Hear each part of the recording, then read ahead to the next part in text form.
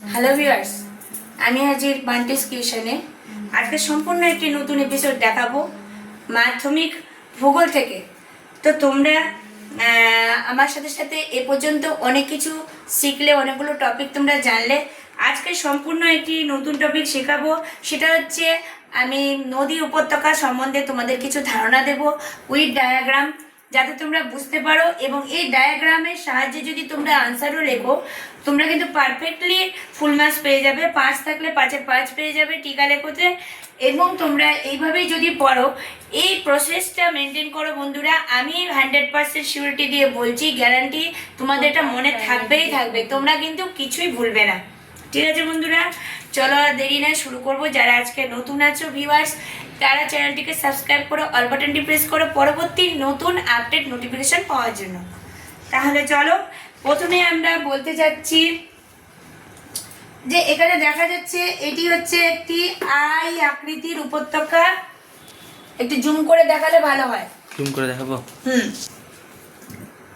I আকৃতির উপত্যকা, এই ডায়াগ্রামটি তোমরা ফলো করো। আই আকৃতির উপত্যকাকে কি বলা হয় বন্ধুরা? সবসময় মনে রাখবে, ক্যানিয়ন বলা হয়, ক্যানিয়ন। এবার চলে আসো, আমরা আই আকৃতির উপত্যকা সম্বন্ধে কিছু জেনে নিই। আই আকৃতির উপত্যকা বলতে আমরা কি বুঝি?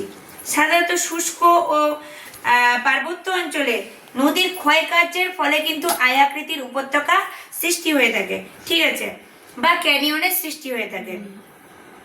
কারণ বৃষ্টিপাতের স্বল্পতার জন্য নদী উপত্যকাগুলির পার্শ্বদেশের বিস্তার কম, কিন্তু ভূমির ঢাল বেশি হওয়ায় নদীগুলির নিম্নক্ষয় বেশি হয়। অবশ্যই বন্ধুরা দেখো, যখন কিন্তু শুষ্ক পার্বত্য অঞ্চল থাকবে, সেখানে কিন্তু ঢালটা অপেক্ষাকৃত লম্বভাবে নিচে নামছে, মানে এখানে অনেকখানি ক্ষয়কার্যের ফলে কিন্তু ক্ষয় হয়ে গেছে একদম মধ্যভাগ দিয়ে। ঠিক আছে বন্ধুরা, তাই কিন্তু এই অবধি। আচ্ছা, বৃষ্টিপাতের স্বল্পতার জন্য এই ক্ষেত্রে দেখা যাচ্ছে নদী উপত্যকাগুলি পার্শ্বদেশের বিস্তার কম হয়, ঠিক আছে, আর ভূমির ঢাল কিন্তু বেশি হচ্ছে। পার্শ্বদেশের বিস্তার দেখো কম হচ্ছে, অপেক্ষাকৃত ঢাল কিন্তু বেশি হচ্ছে, মানে বেশি নেমে যাচ্ছে, এত দূর অবধি কিন্তু ক্ষয় হয়ে গেছে। তাহলে এটা দেখতে কি হচ্ছে? সংকীর্ণ ও গভীর হয়ে ইংরেজি আই অক্ষরের মতন দেখতে হচ্ছে। যেমন এখানে আমি একটি যদি মার্কার রাখি, একটু জুম করে দেখাও, তা দেখা যাচ্ছে যে এটা পুরোপুরি আই, এটা আই এর মতন লাগছে বন্ধুরা, তাই কি না? তো আই আকৃতির যেহেতু হচ্ছে, তাই কিন্তু এই অঞ্চলে সংকীর্ণ ও গভীর এই উপত্যকাকে বলা হচ্ছে আই আকৃতির উপত্যকা, যার অপর নাম হচ্ছে ক্যানিয়ন। বন্ধুরা, তোমাদের যদি ভালো লাগে ভিডিওটি, তাহলে কিন্তু একটি লাইক আর কমেন্ট করে জানাতে অবশ্যই ভুলো না, যাতে আমি তোমাদের কতখানি হেল্পফুল হচ্ছে। তো চলো, পরবর্তী টপিক হচ্ছে আমাদের ভি আকৃতির উপত্যকা। তো এখানে দেখতে পাচ্ছ, ভি আকৃতির উপত্যকা অপেক্ষাকৃত একটু আলাদা এর থেকে দেখতে।